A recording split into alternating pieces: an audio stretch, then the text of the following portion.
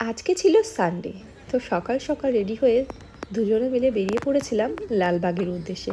Suddenly দুজনেই ঠিক করেছিলাম যে আজকে একটু নিজেদেরকে সময় দেওয়া যাক, সেই মতো আমরা বেরিয়ে পড়েছিলাম। আর ওখানে নেমেই একটা ঘোড়ার গাড়ি আমরা ঠিক করেছিলাম। ইচ্ছে থাকলে মানে আমরা যদি চাইতাম টোটো করেও যেতে পারতাম, কিন্তু আমরা টোটো তো স্বাভাবিক চড়ি। এই যে ঘোড়ার গাড়ি, এগুলো ছিল নবাবদের সময়কার ঐতিহাসিক ঐতিহ্য। তাই জন্য নবাবদের জায়গায় যখন এসেছি, তো একটু নবাবী ফিল তো নিতেই হবে, তাই না? তো সেই জন্য আমরা দুজনে মিলে ঘোড়ার গাড়িতে করে এখন যাব কাঠগোলা বাগানবাড়ি। তো দেখো চারপাশের সৌন্দর্যটা এত সুন্দর, গ্রামের রাস্তা দেখতে কি সুন্দর লাগছে চারপাশে। তো সেই মতো আমরা কাঠগোলা বাগানবাড়ির মেন গেটে আমরা চলে এসেছিলাম। কাঠগোলা বাগানবাড়ি হলো মুর্শিদাবাদের এমন একটি পাড়া যেটি নবাবদের আমলে বাংলা, বিহার, উড়িষ্যার রাজধানী ছিল। তো কেন জানি না, যখনই আমি এখানে আসি, মানে আমার লাইফে হয়তো ফার্স্ট টাইম এখানে আসা, তাছাড়া আমি হাজারদুয়ারিতে অনেকবারই গেছিলাম। তো মুর্শিদাবাদের এই জায়গাগুলো আসলে না, নিজেদেরকে আমি যেন অনেক কিছু ফিল করতে পারি যে রাজারা এইরকম ছিল বা এরকম। মানে এখানে আসলেই তোমরাও দেখবে একটা সুন্দর একটা ফিল পাবে। তো সেই মতো এসেছিলাম, তো আমরা একটা গাইড নিয়ে নিয়েছিলাম, কারণ ঘুরতে এসে গাইড না নিলে না, মানে এই জায়গাগুলো কি ছিল না ছিল আমরা ঠিকমতো বুঝতে পারবো না। সেই মতো একটা দাদাকে নিয়েছিলাম গাইড হিসাবে, উনি 100 টাকা নিয়েছিলেন।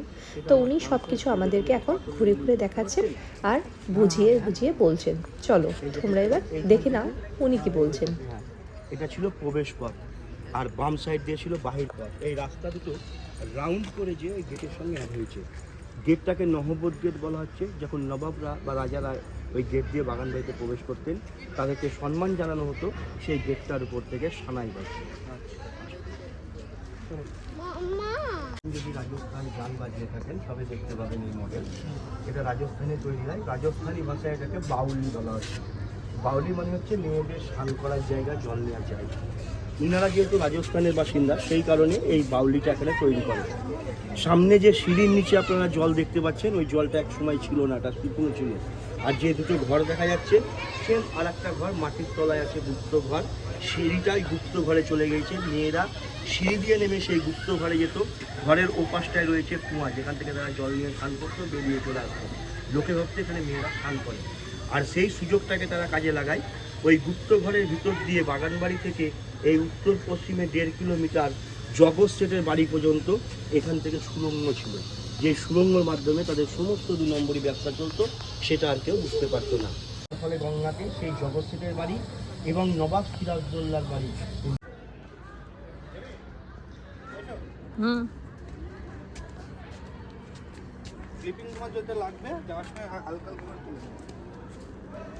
আচ্ছা, সামনে যে স্ট্যাচু দেখছেন, এই স্ট্যাচু হচ্ছে বিশ্ববিখ্যাত painter Michelangelo, Italian painter মাইকেল অ্যাঞ্জেলোর মূর্তি। যে মাইকেল অ্যাঞ্জেলোর দুটা পেন্টিং আপনারা হাজারদুয়ারি মিউজিয়ামে দেখতে পাবেন। সেই সামনে দিয়ে প্রবেশ কর, বিভিন্ন রকম পাখি পাত্রে খেতে দেওয়া হতো, সেটা দ্বিতীয়বার ব্যবহার করতো না, ফেলে দিত। আর সেগুলো দিয়েই মুর্শিদাবাদের বাঙালি পাইপ লাইন কানেক্টেড ছিল। একটা টপের মধ্যে জল ঢাললে টোটাল যে 108টা টপ আছে, প্রতিটা টপে জল চলে যেত। এই যে বড় বড় ম্যাগনোলিয়া গাছগুলো হয়েছে, যার শিকড় ছড়িয়ে যাওয়ার কারণে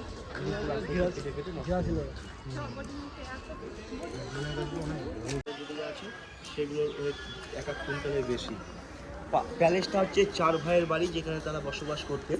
প্যালেসের ওয়ালে বা পিলারের মাথায় যে কালার করে, কালারটা ঠিক অ্যাডজাস্ট না করার জন্য এরকম দেখুন যে নকশাগুলো আস্তে আস্তে ভরাট হয়ে যাচ্ছে। নকশাগুলো খুব সূক্ষ্ম নকশা ছিল। পিলারের পাথরে ছোট ছোট ঘর আছে, ওই ঘরে সৈন্যরা পাহারা দিত। পুকুরের মধ্যে সেই সময় বড় বড় রুই কাতলা মাছ পোষা হতো। সব থেকে বড় যে মাছগুলো ছিল রানীদের পছন্দের মাছ, সেই মাছগুলোকে সোনার নখ করানো হতো, কিন্তু ওই মাছগুলো ধরা হতো না। এছাড়াও দেখবেন যে শিল্পীর হাত কেটে নিয়েছিল, আমি বললাম, সেই দিবাকর ভাস্করের সুন্দর পাথরের কারুকার্য মন্দিরের ভিতরে আছে। সোজা যে গেটের সামনে ভিতরে দেখে আসবেন মন্দিরের ভিতরে, মন্দিরটা দেখবেন, ভালো লাগবে। আর মন্দিরের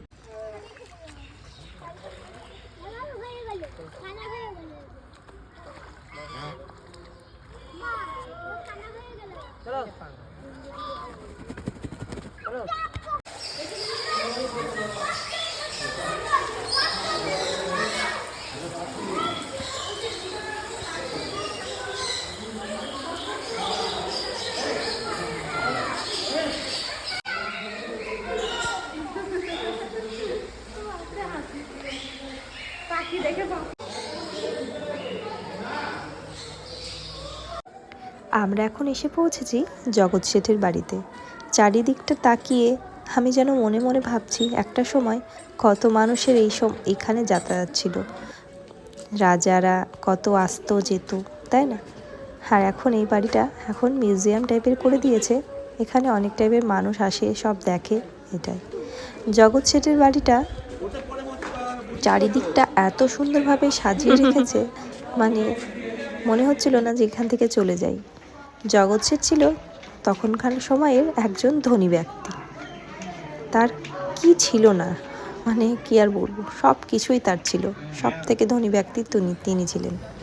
তো চলো এবার যাচ্ছি হাজারদুয়ারিতে।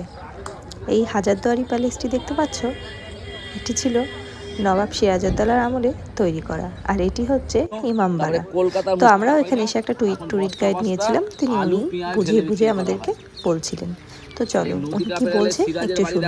ভাঙা আছে 51 পিঠের মা কালীর মূর্তি, আছে রানী ভবানী মন্দির, আছে জগৎবন্ধু ধাম, আছে রাসনিবাগ। ইংরেজ এই সিংহ থেকে ওই সিংহ দূরত্ব হচ্ছে 112 ফুট 6 ইঞ্চি, বোঝা গেল? তাহলে এখানে সিংহতে 112 ফুট 6 ইঞ্চি। তাহলে মদিনার মাটি আছে, আর এটা মক্কার মাটি আছে। তো তোমাদের তো সব ঘুরিয়ে দেখে ফেললাম, এবার আমাদের বাড়ি যাওয়ার পালা। তো আমরা এখন বাড়ি যাচ্ছি। তো আমাদের ভিডিওটি যদি ভালো লেগে থাকে তোমরা অবশ্যই একটা করে লাইক করে দিও।